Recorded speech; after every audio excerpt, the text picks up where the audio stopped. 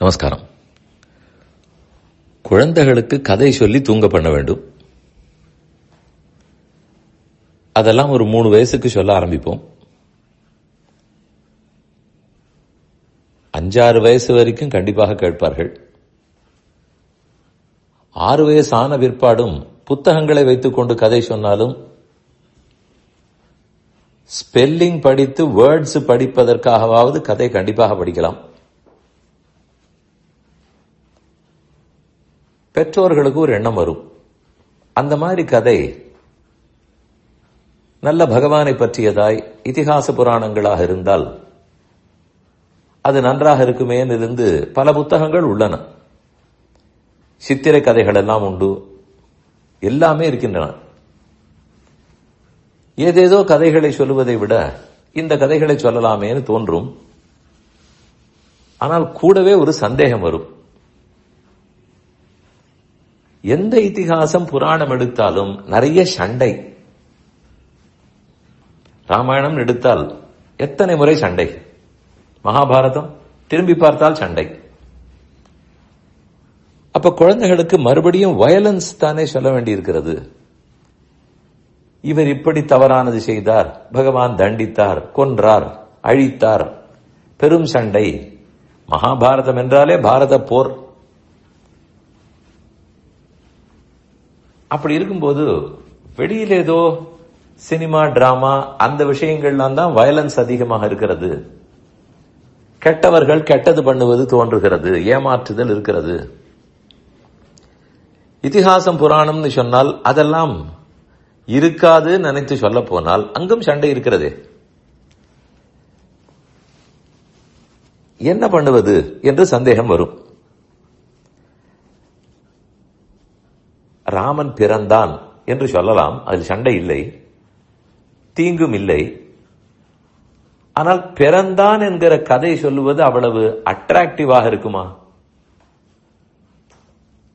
இப்படி சண்டை, அப்படி சண்டை, யானை வந்தது, குதிரை வந்தது, தட்டால் தட்டியில் ஏதோ சத்தம், இப்படி இருந்தால் தான் குழந்தைகள் கேட்பார்கள்.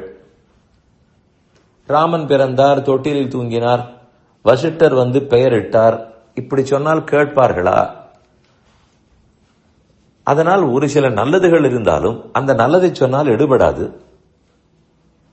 சண்டைகளை சொன்னால் அப்ப வெறும் வயலன்ஸ். அப்ப எதைத்தான் சொல்லுவதுன்னு தோன்றும். முதலில் ஒன்று புரிந்து கொள்வோம். வெளியிலும் எந்த கதைக்கு போனாலும் வயலன்ஸ் இருக்க போகிறது, இன்னும் என்னென்னமோ இருக்க போகிறது. கண்டிப்பா அதை விட இந்த கதை சொல்லலாம். இதிலேயும் இதிகாச புராணங்களைப் போலவே பஞ்சதந்திரம் முதலான கதைகள் உண்டு. பல புத்தகங்கள், கதை புத்தகங்களே உள்ளன. அதெல்லாம் புராண கதையாக இருக்காது, ஆனால் நீதி கதைகளாக இருக்கும். நீதி கதைகளாக இருந்தாலும் அட்ராக்டிவாக இருக்குமா?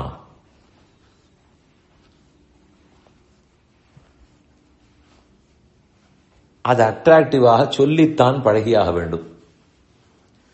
அதை நாம் தான் கொஞ்சம் டிராமா போல சொல்ல வேண்டும். அப்படியே உடனடியாக அந்த சிறு குழந்தைக்கு ஏற்கும்னு சொல்ல மாட்டேன். சிலதெல்லாம் ஏற்கும், பலது ஏற்காது. மேலும் இந்த கதைகளை சொல்லும்போது நாமும் அதை குழந்தைகளுக்கு எதை சொல்லலாமோ அதை சொல்ல வேண்டும், மற்றவற்றை சொல்லக்கூடாது. அப்படியே சொல்ல வேண்டும் என்று நினைக்கவும் வேண்டாம். எவ்வளவு பெரிய நரசிங்க பெருமான் தூணில் தோன்றினார், ஹிரண்யகசிபை கிழித்து கொன்றார். அவர் தோன்றினார்னு சொல்லும் போது கூட சமாளித்து விடலாம். அவனை இழுத்து போட்டு ரத்தம் குதிரம் உதிரம் பெருகிற்று கிழித்தார்னு சொன்னால் அது பயந்து போய்விடலாமே. அதனால சரி, குறைவாக சொல்லிக் கொள்ளலாம். இதுக்கு முன்னால் பிரகலாதன் எவ்வளவு நல்ல பிள்ளை, அவன் என்னெல்லாம் செய்தான், அவன் எப்படி வளர்ந்தான், இதெல்லாம் உள்ளது.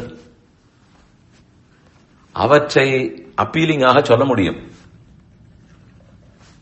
அந்த நல்ல குணங்கள் எல்லாம் தானே படும்.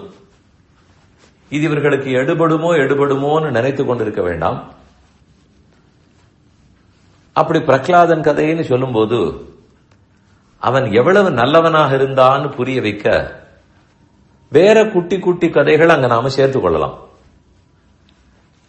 அதெல்லாம் அந்த புராணத்தில் இருக்குங்கிறது தேவையில்லை, இருக்காது. ஆனால் அது நாம் சேர்த்து சொன்னோமானால் அப்ப குழந்தைகள் ரசிக்கும்.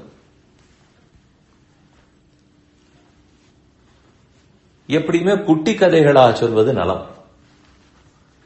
அதுல நல்லவேளை புஸ்தகங்கள் எல்லாம் ஒரே பக்கம், 1.5 பக்கம், அதுவும் படம் நிறைய இருந்து கதை குறைவாக இருந்து இப்படி எல்லாம் புத்தகங்கள் வந்து விட்டன. நாம பாரதம்னு சொன்னவுடன் அதில் இருக்கிற ஸ்லோகம், அதில் இருக்கிற காம்ப்ளெக்சிட்டி எல்லாம் மனசில் வாங்கிக் கொள்ள வேண்டாம். அது சின்ன சின்ன பகுதிகளாக எப்படி பிரிக்கலாமோ, துணுக்குகள், அப்படித்தான் கதைகளை எடுத்துக்கொள்ள வேண்டும், சொல்ல வேண்டும். அரை பக்கத்துக்கு மிகாமல் இருக்குமானால் கதை ஈர்ப்புடையதாக இருக்கும். அத போல பாரதத்தில் நிறைய கதைகள் கிடைக்கும், நீதி கதைகளே கிடைக்கும். அதனால் ஒரு புறம் இது என்ன ஆகிவிடுமோ, இங்கேயும் வயலன்ஸ் தான் இருக்கிறது என்று பயப்படவே வேண்டாம், அதை சொல்ல வேண்டாம்.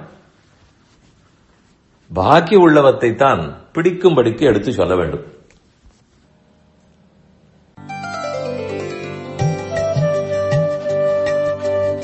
இந்த என் பணி ஆடியோவை உங்களுக்காக வழங்கியவர் வேலுக்குடி ஸ்ரீ கிருஷ்ணன் சுவாமி.